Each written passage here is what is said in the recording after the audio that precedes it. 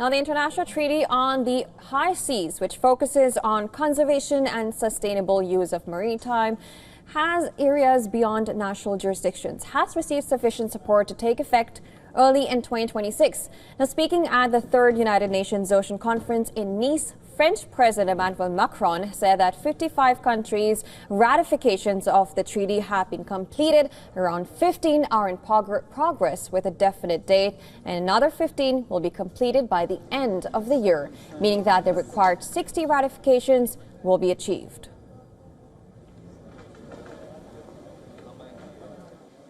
We've been working very hard over the last few months, which is why we announced a few moments ago that this treaty could come into force on January 1st, and that we would finally have an international framework to regulate and administer the high seas, and finally be able to protect and combat illegal fishing in 65% of our oceans, which until then had been a lawless zone.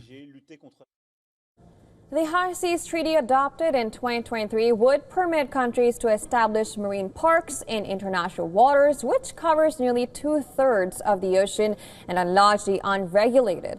Until now, only an estimated 1% of international waters known as the high seas have been protected.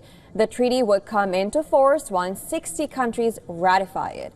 The U.S. has not yet ratified it and is not expected to do so during the conference. At the opening of the UN Ocean Conference on Monday, United Nations Secretary General Antonio Guterres urged world leaders to ratify the treaty. Guterres cautioned that illegal fishing, plastic pollution, and rising sea temperatures threaten delicate ecosystems and the people who depend on them. And we must embed ocean priorities across climate, food systems, and sustainable finance. Because without a healthy ocean, there can be no healthy planet.